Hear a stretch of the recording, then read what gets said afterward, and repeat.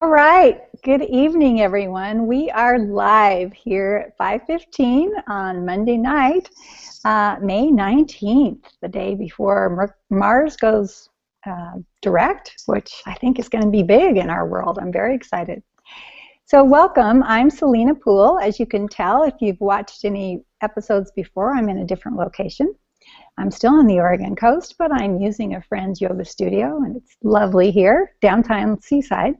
So welcome and happy that you're here.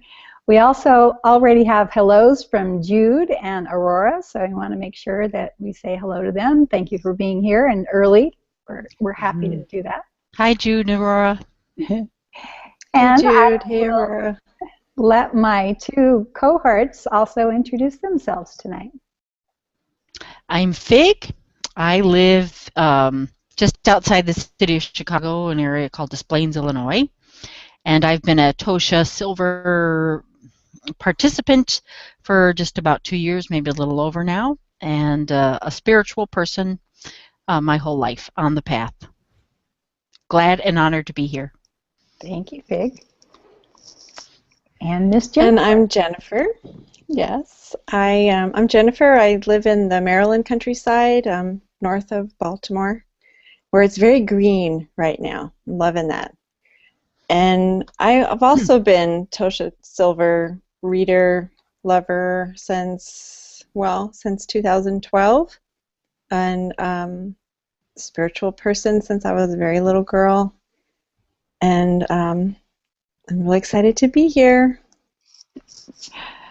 Thank you, thank you. Yeah, I think we all discovered Tosha's work about the same time, it sounds like. So I think there was a call out in the universe at that same moment. We all answered it. We stepped through the same Stargate. I like that. We're going to take just a second to acknowledge that this is our second season, we'll call it, of Outrageous Openness. We've changed the title of our program to Everyday Stories of Divine Guidance. And what we're going to be changing up the broadcast a little bit in that we're going to continue to read stories from Outrageous Openness. And in addition to that, we're going to find people with extraordinary or everyday stories, either one, of divine guidance and allowing things to just be released to the divine and how they turn out and that are relevant to Tosha's work or parallel in some ways. And we're going to be interviewing those folks and putting those interviews online with us. So I'll let Fig, she's kind of spearheading this part, so I'll let you, Fig, say a little bit more if you would, please. There is no ordinary, everything extraordinary. If you choose to share any part of a tale with us, it is an honor. So I want anybody who may have something to share to feel more than welcome. There is nothing mundane about everybody's day-to-day life. That is where the divine lives, and that is where inspiration comes from. And I just wanted to say that. And I will be doing the interviews, and I read Tosha's Facebook post meticulously. I go through the list of everybody who's responded, and even if you don't feel like you get a lot of likes, I'm always watching and always fascinated and in complete awe of the beautiful posts that people place of divine inspiration that has come into their lives in the most minute moments and how it has shifted their life and lives around them. And from reading that, I've already got an idea of people I'd like to start reaching out to. You can always say no, of course, but if you say no, then you got to send me cookies. That's the deal. If you say yes, then I send you cookies. No, I'm just being silly. But so I look forward to interacting with and interviewing. Can interview you either on camera or just audio if you don't want to be on camera. So I want you to know there's an option. But if you take away anything, just know that there is nothing mundane about your day-to-day life. It's all divine. I see it. I hope you see it too. And I look forward to you sharing it with us. Beautiful. Thank you so much, Fig. Yeah, I just know that there's so many opportunities for all of you, especially to share your stories with us, and we're really happy and looking forward to this change and including your stories along with Tosha's, I think will be really rich. So we are going to also this evening read a couple of Tosha's poems from her work, and I don't have a book with me tonight, so I think between Jennifer and Fig, they'll just choose the poems that speak to them as we go along. And Karen is not able to be with us at 5 o'clock due to soccer commitments, but I'm sure we'll say hi to her, and sure she'll be watching our replays. So as we begin, and before we start our first story, I'd like everyone to just take a moment and breathe in a deep inhale of divine inspiration. And as you breathe out, breathe out everything else. And breathe in divine inspiration. And as you bring it out, let go of everything else. Thank you. All right. Well, Louise Warren is also here, so we'll say hello to her before we start to read. And then, hello, Louise. Happy that you're here. Hey, Louise. Good to see you again, Louise. All right. Let's begin with the story on page 16 called The Mortgage Meltdown. And Jennifer, would you be willing to read first for us tonight? I would love to read, sure. The Mortgage Meltdown.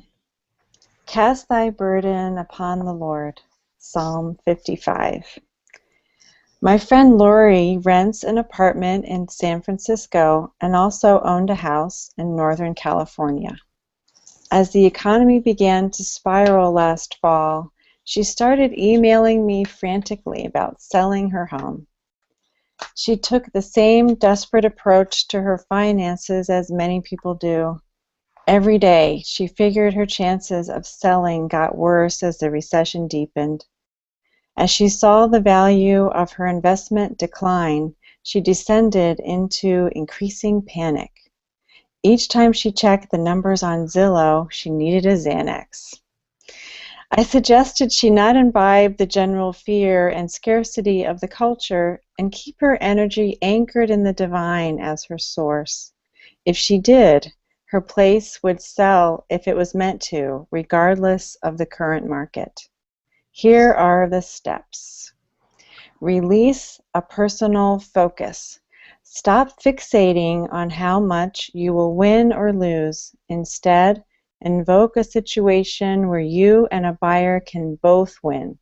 Imagine the house as a resource you have to offer for the good of all. Call in divine order. Affirm that the perfect new owner is already selected and will arrive easily. Know that you will receive the divinely appointed price from the right person at the right time, imagining someone who will genuinely benefit. Install the divine as the true owner. After all, where did the house come from in the first place? Did it ever truly belong to Lori? At least give God the credit and mentally return the home to the divine for resolution. Become detached. Let go of any grasping for outcome. Let go of any attachment to the place, or it will block resolution. Detachment creates room for creation. If it's hard to detach, pray to be able to let go and receive the highest outcome.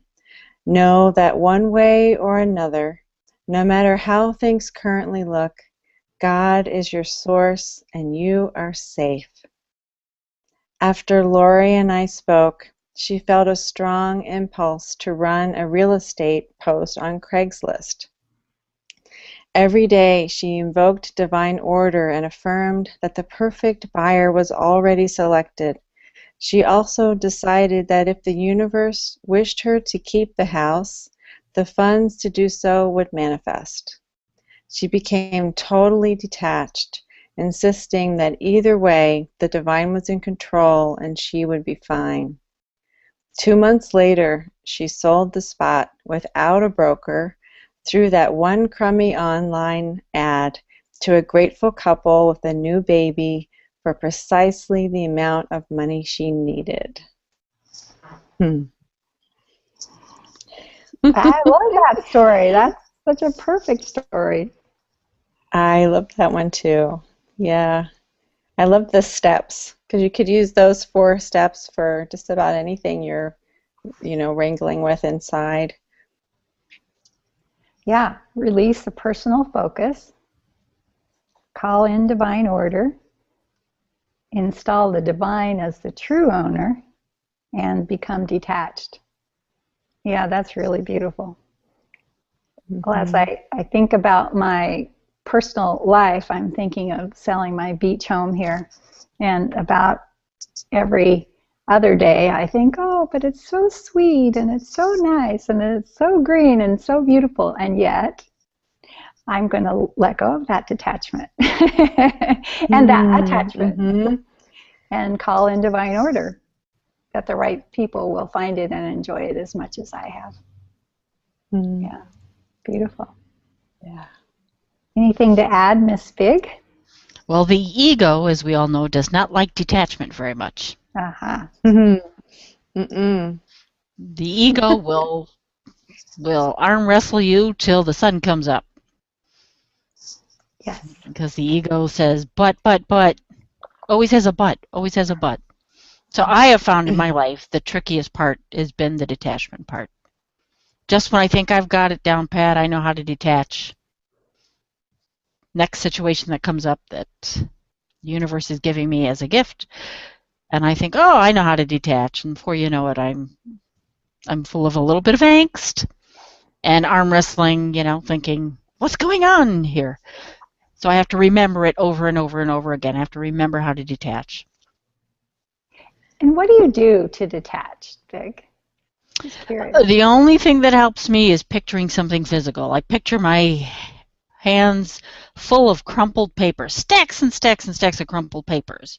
And I picture the universe trying to hand me, a brick of gold. But there's no room for that brick of gold because I've got all these stacks and stacks of crumpled papers. That's the only thing that works for me is I imagine my hands parting, the papers dropping, and the gold coming to me easily then because I made room for it to come. Beautiful. That's really helpful. Really, But if I say in my mind, I am now detaching, it doesn't work for me at all. Yeah, that affirmation thing is not the same. It means nothing. Because my ego says, no, you're not. I kind of think detachment it's not a mind thing anyway, so the imagery you're using is pretty great. I love that. Say more about it not being a mind. Well, you can't just decide I'm going to detach from from this. I think it helps to actually to use your imagination or to do some sort of physical ritual to help with the detachment. That's my experience. Because if I like what you just said, if you just tell yourself, "Oh, we're going to let that go into God's hands and pretend that that's enough," for me, it's just not enough. That there's got to be. I like doing physical rituals to let go of things, or the God box, that Tosha talks about, or cord cutting, to detach from particular people. But yeah, it's more of I guess it's a heart thing more than a mind thing. Yeah. Heart, yes. Because the heart wants to, you love, like you were saying, Selena, you love that house. A part of you is, it's a heart connection you have. So to detach with just your thought, it's not going to do it. Yeah, exactly right. I think what's helpful for me, and I just realized this, is that if I don't try to push away the feeling of loving the house. I allow myself to have that feeling and get as deep into it as I need to get, and then to imagine someone else, the next person, loving it just as much. And it feels like a sort of the passing of the baton. Like, yeah, this has been a really beautiful place with lots of great memories. and the next person will create their own. And that does, I've done that a lot, and I hadn't really thought about it. I done it a lot with animals. I used to own a lot of horses, and as I had to find new places for them to live, that was the process. And you're right, Jennifer, I did a bit of a ritual. I, went out and talked to them and did whatever they liked, whether it was feed them or brush them or wash them or whatever that particular horse liked. And then imagine them being with the next person that would love them as much and take them on great adventures. So there is an element to that that's really helpful. And it is a heart detachment. You're right, more than a mind detachment. I'm wondering how any of our participants detach. I'd love to, if they could type in. Yeah. That would be wonderful. Okay, well, even if they're typing at this moment, it's going to take us 20 to 30 seconds for it to show up. So one of you want to read a poem? Maybe we'll... I've got one. That would be great. Silent seat. When you finally take your calm and silent seat on the throne of your own heart, everything begins to fall into its proper place because you have. Yeah, it's one of my favorites. It's along the heart lines again, talking about heart. Yeah, absolutely. Okay, let's see. Jude says, nice imagery, Fig. She loved that a lot. Yeah, the imagining of your hands being full and letting go so that you can receive what the divine is sending you. That's a beautiful image. Thank you for that. Yeah, and I liked the brick of gold. It could be anything, but to imagine it as a gold, present coming from God that you need to make room for. Who wouldn't want to drop all the papers, to receive something that wonderful? But sometimes the papers are so high you can't see the gold. That's the problem. If you have so much, sometimes you can't see beyond that, over it, to see that. What's being offered. Yeah. Beautiful. All right. Well, if someone's typing in a story, we'll come back around to it. And I hope they are. I hope so, too. I hope they are, too. Lots of people who probably have great ideas. Our next story is on page 38. It's called Whisper to a Scream. 38? Yes. Does that help you, Fig? I know you have a Kindle, or do you have a real book this time? What chapter is it? It's called Whisper to a Scream, and it's chapter 4. Okay, I have quite a while to go back. I'm going back in the Kindle. Okay. All right, well, I'll read this story in chapter 4. Yeah. I'll read this story while you find it. Okay. Whisper to a Scream. The city of truth cannot be built on the swampy ground of skepticism, says Albert Schweitzer. The God that atheists don't believe in never existed anyway. It's an anonymous quote. And Tosha says, one of my unlikeliest but closest friends is Don, an economics professor at a local university. He's as skeptical and left-brained as they come. He likes to introduce me as his wacky psychic pal with a degree from Yale. Like a 7-toed lizard, a 2-headed chihuahua, or some other freak of nature he happened to find in a corner of Golden Gate Park. Once we were at a Berkeley cafe when he started his latest round of teasing about my alleged close encounters with the divine. I grabbed his hand and looked into his eyes. Really, Don? Total truth. Has anything ever happened that made you wonder if you had the full picture? Anything that ever rocked your perfect little rational world? And he told me that in college he shared a dorm with his friend Joey. One night during a snowstorm, Joey left and hadn't returned by the time Don went to sleep. Nothing unusual. Suddenly, at 3 a.m., he awoke with a pounding heart, clearly hearing Joey scream his name, loudly, twice, but no one else was in the room. Half asleep, he yanked on his clothes and stumbled into his VW Bug. His subconscious took over as he slowly drove through a thick blanket of snow. He was drawn like a magnet 10 blocks away, where he found Joey's car wedged into a snowdrift. The guy was freezing, drunk, and confused. No one could ever explain what happened. I was dumbfounded as I listened, stirring honey in my oatmeal. Man, you got to be kidding. This didn't change your life at all? No way, Don shook his head vigorously. I had to see it all as coincidence. If I hadn't, I would have had to begun to question everything. I'd been accepted in grad school, I was following all the rules and winning.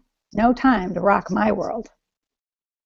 You know, I mused, I'm not sure that story was a coincidence. You were in the realm of bona fide clairaudience and telepathy. Those are genuine gifts and abilities. Sounds like your higher self was making contact. Yeah, but I sure couldn't afford to stop for a chat. Next time, the loony bin, he laughed, twirling his finger at his brain. Well, actually, I said, in a sane culture, this would all be seen as a gift. Children would learn to follow their inner guidance from the beginning, nothing to fear and everything to gain. Whatever, sweetheart, said Don, smiling indulgently as he took a sip of green tea. Maybe next life. Fun.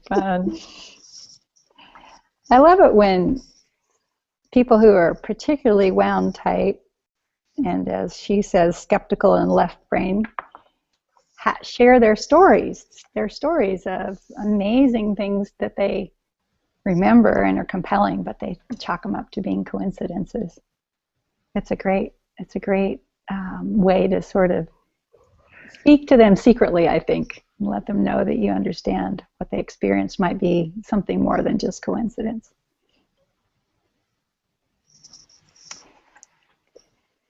Either of you have something to add?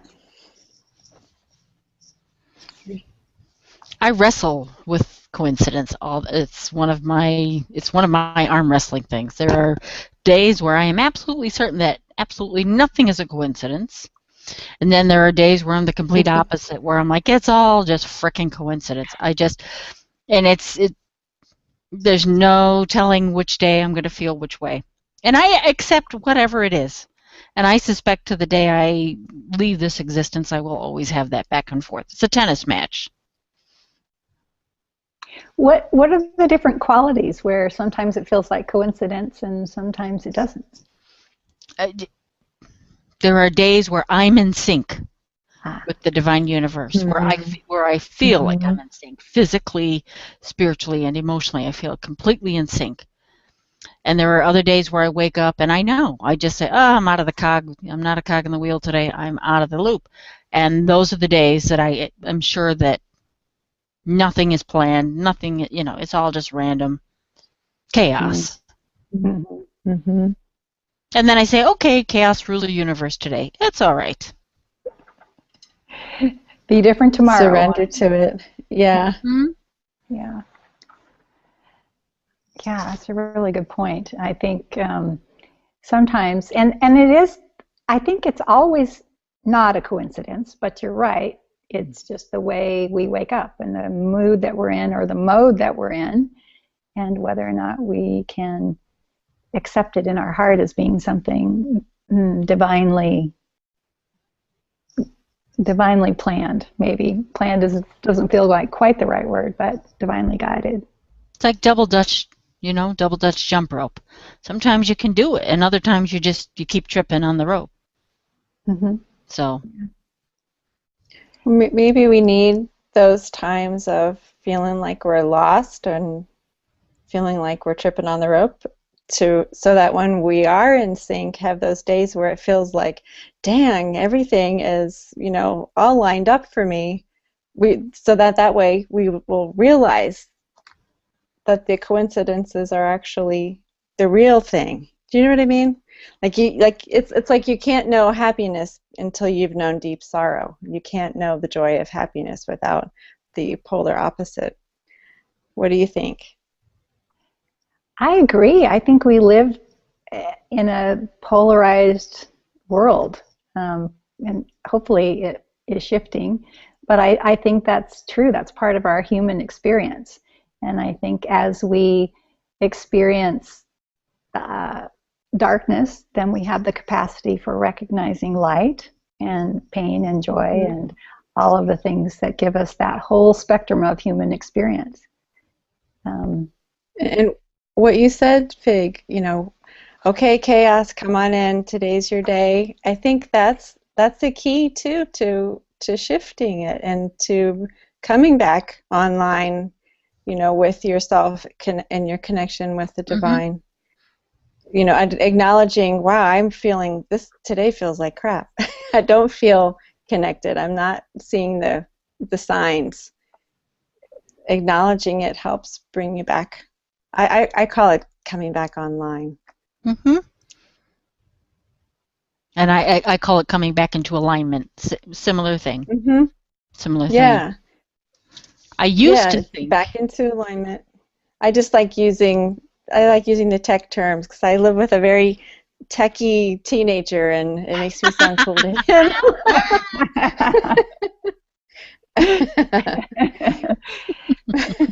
Makes you feel up to date, right? And yes, with the times. Good. I used to wrestle with the days where I would wake up and say, okay, today I'm not in that loop, and today it's a crapshoot. I used to think that on those days it was because I was purposely left out by the divine, that the divine was paying attention to this half of the room and that I was on the half that was turned away from. I had to unlearn that. Once I became conscious that that was part of a belief system I created, and then once I could articulate that for myself, then I said, no, there's never a day where I'm looked away from and not seen as part of the divine quilt.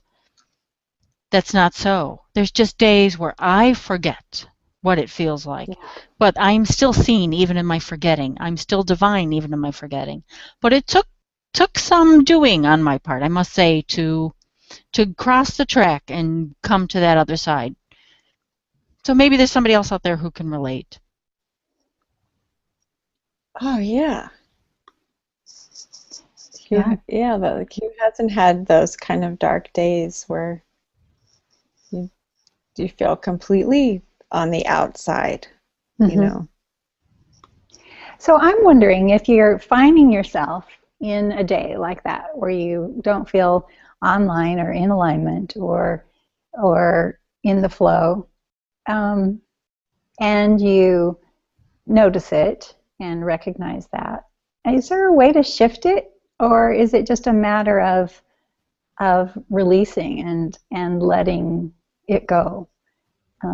Just curious if either of you have any ideas about that. I think for everybody it's different. For me, I release it, but it doesn't necessarily mean that in that moment I've released it that I'm going to feel in the flow. To me, it's not always an instant response. It still may take till the next day for me to feel it, even if I have released it. And that's okay too. Then I just accept it. I'm like, okay, big sigh, big exhale, I've released it. And there's a shift in my body, so that's the response I need. And I'll get the external input whenever I get it. But as long as my body's at ease, because when I'm not feeling in the flow, when I'm feeling out of that divine loop, my body is not at ease at all. Not at ease at all. My heart rate is different. My skin temperature is different. My rosacea on my face will act up more. again, my eyesight is different. Again, I'm legally blind in one eye, and my sighted eye will act different. There's a lot of physical responses I get when I'm in the flow and when I'm not in the flow. Wow. So when you let go, do the physical responses take a while to shift to, or is that how you know that you've truly let go? For me, when I release, it's instantaneous. The physical response is instantaneous. I exhale without even thinking about it. My heart rate slows. My face cools off. My eyesight changes. I instantly feel physically better. Any external verification may or may not come that day. Yeah. Yeah. Jennifer, do you have any thing that you do that lets you know that you've released, or does your body inform you in any way, kind of like figs?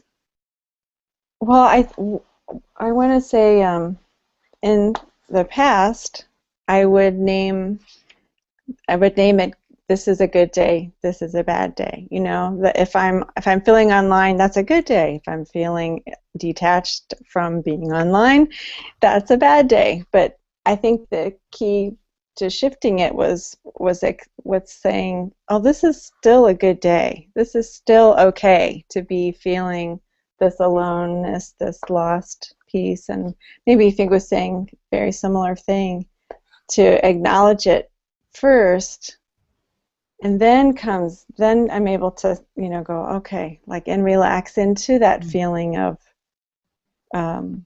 adrift or whatever it is. And then the shift comes. But if I'm all day going, gosh, dang, I wish I could feel back in line again, I wish I could, then then that feeling of not being online, not being in alignment continues. It's like you have to release trying to name it good or bad, or you have to detach from it. Maybe that's the key. Yeah, and not name it. Just accept this is what is today. Okay, we're having this today. And notice it. Yeah. Yeah, I think for me the same thing is true. As I've noticed that I didn't feel the way I wanted to feel in the flow in some way, I've grasped at it sometimes in the past and wanted to recapture that or it or a part of me or something. And the shift for me also is to release, absolutely release, and release the outcome. And as I've gotten, I don't know if it's a function of getting older, or if it's just the times, I'm noticing that my body informs me a lot more, or I'm reading the senses of my body a lot more. Everything from, as you described, Fig, my eyesight being fuzzy, to a headache that comes on suddenly, or just a feeling of disorientation somehow. My body is very much like a lightning rod for things, and it keeps me in the channel of flow. At least if I'm not right in the middle, I'm closer to the edge or closer to the channel, as opposed to sitting on the bank somewhere, if I pay attention to those physical signs, for sure. Yeah. I know that for me too, that I'm sure that this is true for everybody, your body cannot lie to you. So whatever you're feeling physically, that's the truth of how you're feeling. Do you know what I mean? Like, you can you tell yourself stories about how you're feeling, but if your gut is clenched and your head's starting to pound, well, then that's the truth. So I know that I have belly issues when I'm having days like that. Not so much the eyesight issues, but I can definitely relate to what you guys are sharing. And again, I'm wondering if other people that are participating tonight. Yeah. I'm sure there's a lot of ways that people recognize when they're the body is telling them something, whether it's the wrong set of thoughts, the wrong place to be, the wrong people to be hanging out with, or just something that they need to be aware of in their life. Oh, good. Jude's talkative today. Good. She says, previously, if I didn't feel in alignment, I would press on the universe and force my agenda. Now I surrender and accept that my agenda may not be with what was supposed to happen at a given time. Oh my God, it's so familiar, isn't it? Yeah. I like that. Press on the universe and force your agenda. Like the other day I was going into a building and the door clearly said pull, but I was pressing the door. But it clearly said pull, but did I see pull? No. I saw press. So I'm like, So I just thought if I press a little harder, that door wasn't going to open no matter how hard I pressed. Until somebody came and reached over me and pulled, and I'm like, oh, yeah. So I like that. It's very well said. Yeah. Yes. Oh, I think Jude, thanks for your... Go ahead. Go ahead. I was just going to thank Jude for her comment earlier about something I said was on point. Thank you. Yeah. Yeah. Wonderful. But the push, the days when you're supposed to pull but you try to push instead, or the days when you're supposed to just chill and you're pushing. Yeah. You don't, and you miss the signs. Oh yes, I had decades of that in my 20s and 30s, I think, of trying to push my agenda. And I'm glad those days are behind. Well, and also another point I quickly thought about with that, I'm glad you said what you did, Jude, about the pressing, the pulling. It just reminds me that when I'm in alignment, I don't have to press or pull a door. The universe has already opened it for me. Yeah. It's already there. All I need to do is step in.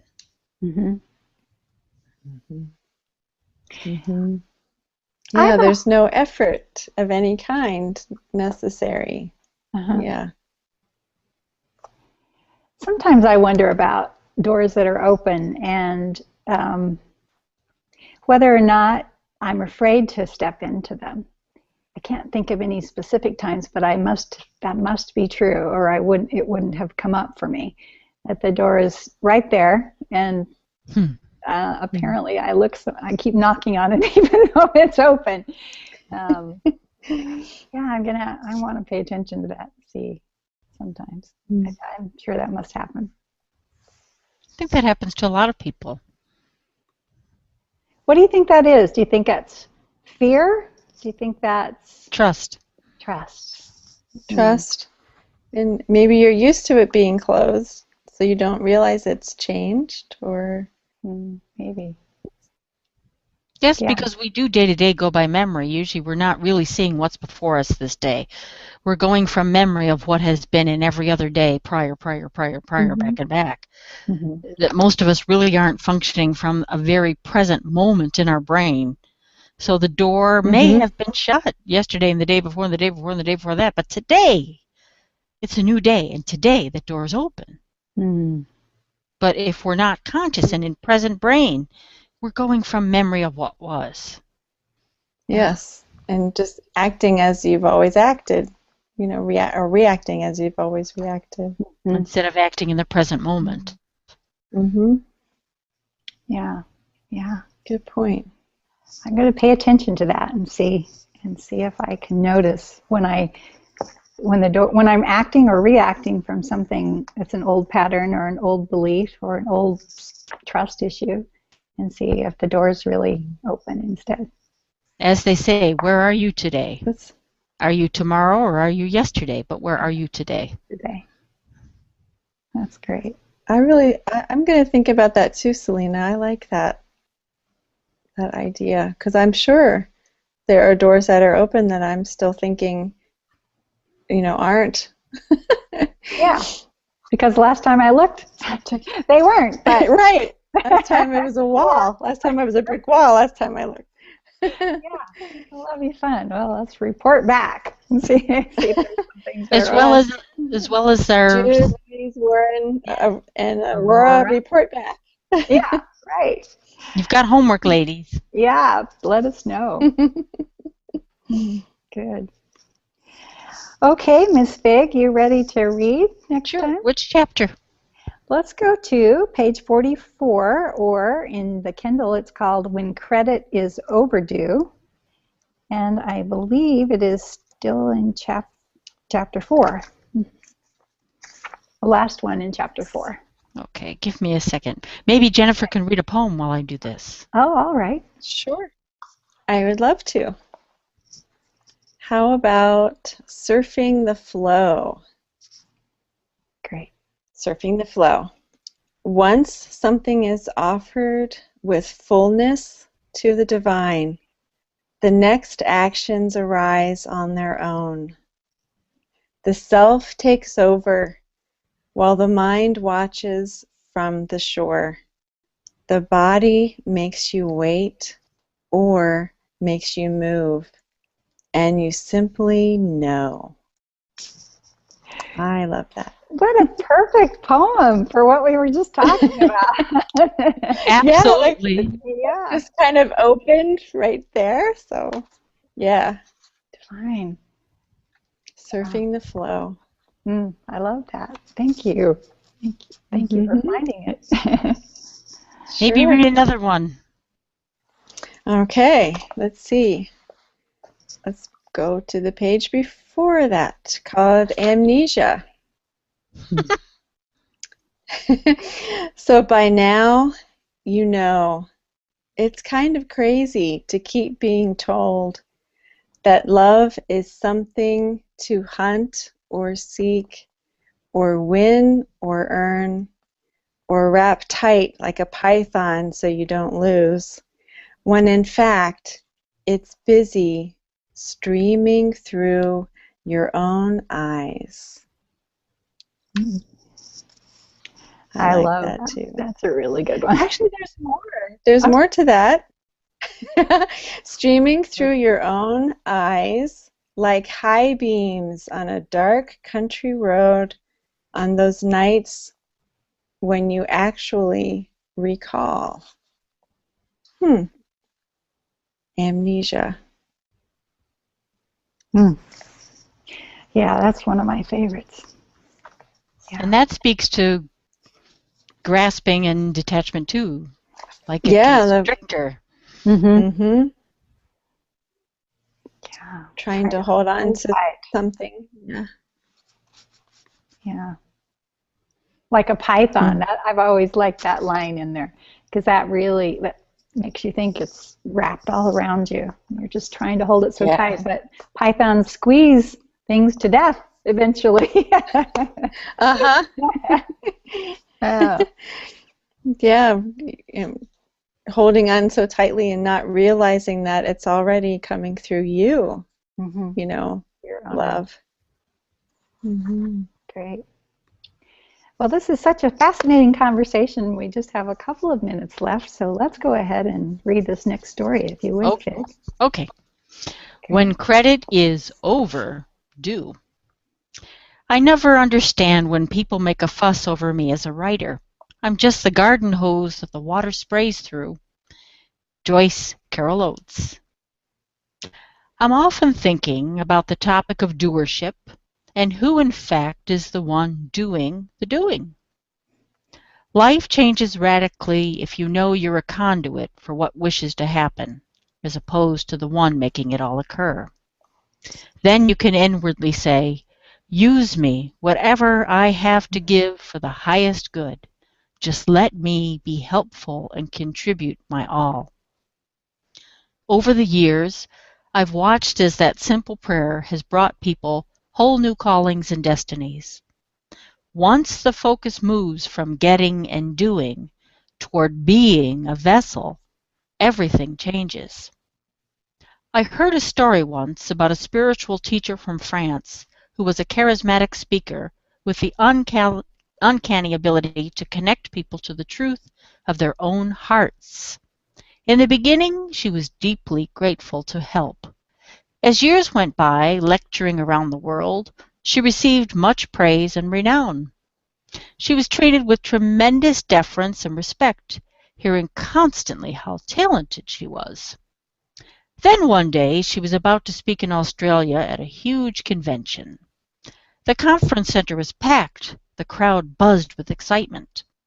She walked to the microphone and opened her mouth. Nothing came out. Her voice had vanished. She spent the next 3 months essentially mute. This was no common bout of laryngitis. No doctors or tests could diagnose the problem. Her tour was canceled. Finally, she prayed with desperation to understand, feeling like she was losing her mind, not to mention her livelihood. That night, a vivid dream arrived. "So, tell me," she heard, "who did your voice belong to anyway? In the beginning you knew, then you forgot. Remember the truth, and it will return." She ended up prostrate on the floor of her bedroom, offering her voice, her teachings, all she had, back to the one that had silently, patiently owned it all along. And a few weeks later, it did return. Mm. I like that. Yeah. She was deeply grateful to help, and what shifted is she was praised and lost track of where the information was flowing from. The ego took over. Yeah. Mm-hmm. Yeah. Yeah. And the ego was precluding the divine. Mm-hmm. Because she began to think it was all her. Her knowing. Mm-hmm. Wow. Well, I have a similar story to tell, but I'm not sure I know the ins and outs of the reasons yet, but maybe I'll share it and it'll make sense. A few years after my husband died, I sold the ranch that we owned together and moved back to around my family. And many people in my world were telling me what they thought I should do next. My children, my parents, my friends, my cousins, and I listened, and I pride myself. To that moment, I had prided myself on being a good listener and being able to take in a lot of what people said and use that in a productive way. But I lost my hearing. I lost it for several months, and it kept diminishing, getting less and less and less. And pretty soon, I couldn't hear much at all. And I went to doctors and had hearing tests. And yes, I was completely deaf in one ear and a really narrow range of what I could hear out of the other ear. And but no test results, nothing physiological that anyone could diagnose. And this was way before I knew about Tosha's work, but I did have a sense that I needed to let go of listening to everyone else and making plans about my life based on their advice. And I spent a great deal of time listening to my inner wisdom and shifting how I was responding and reacting to the events of my life. Because frankly, I couldn't hear what a lot of people were sharing, and so I couldn't react or respond in the same ways. And once I decided to let go and decided that my health and my hearing was in God's hands, I didn't have an immediate restoration of my hearing, but within about 4 days, it got a lot better. And within 2 weeks, it was all restored. In fact, I think I hear better. I know I hear better today than I did before this happened, because there are things that I can hear that no one else I wasn't able to hear before. So I guess I have my own story of restoring hearing once I let go of trying to listen to the opinions of other people and just go within and hear the wisdom of my own heart and letting it go to God. Yeah. I haven't thought about that in a very long time until we read this story right now. It's beautiful. Wow. Yeah. It's profound. Yeah. Yeah, lovely. Great. Thanks for letting me share it. And the divine universe has ways, doesn't it? The divine universe has ways of getting you where you need to be. Yeah.